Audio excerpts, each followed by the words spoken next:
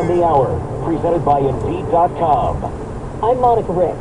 It is still unclear whether members of the House will vote today on a new speaker as Republicans work to rally votes for Steve Scalise. The Louisiana Republican won his party's nomination last night to replace Kevin McCarthy.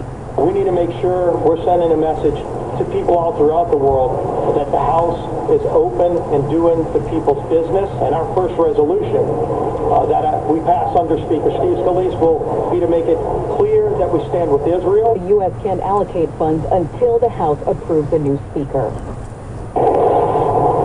Bombings and fighting on both sides of Israel's war with Hamas have now killed 2,200 people, including 22 Americans. Dr. Ghassan Abu Sida works in Gaza's largest trauma hospital. In the 2 days I've been around the hospital, I've not seen any men of fighting age. All I've seen are women and children and elderly patients who are being taken out from underneath the rubble in their homes. Linda Groundstein's in Jerusalem for us and says a ground offensive in Gaza is expected soon. Most of the anger is directed at Hamas and the brutality.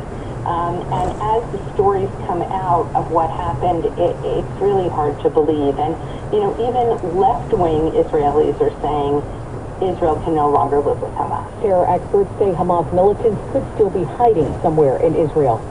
A fundraiser is growing now for an Olympian fighting for her life in Texas. Here's CBS's Matt Piper.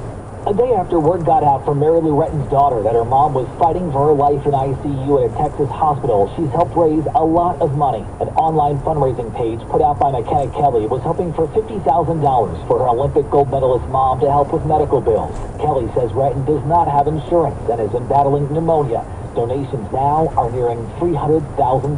ACT scores have dropped to their lowest in more than 3 decades. This is the cohort of students who were freshmen in March 2020 at the onset of the COVID-19 pandemic. Rose Babington's with a nonprofit that gives the ACT. Climate change is changing the taste of a cold one. There's no beer without hops. Well, now researchers say the European hop fields that account for close to 90% of the global supply are feeling the effects of 3 decades of warmer, drier conditions. By 2050, they say yields could be down by a fifth, and those crops left will have lost much of the chemical complexity that gives different beers their distinctive tastes. Vicki Barker, CBS News, London. Millions of people will be watching the Powerball numbers closely tonight. The jackpot's now the second biggest lottery prize ever at $1.73 billion. This is CBS News. If you need to hire, you need Indeed, because Indeed's all-in-one hiring solution helps you attract, interview, and hire candidates all from one place. Visit Indeed.com/credit. It's 12:03 now at the Bay. Well, that's today's news. I didn't hear any good news, did you? I didn't think so. I guess it's all about perspective. The glass is half full. Well, as always, I'd like to thank you again for coming along with me on these Dash Cam News adventures. You know the drill. Peace, love, and all that hippie jazz. Bye-bye, everybody. It's 65 degrees outside.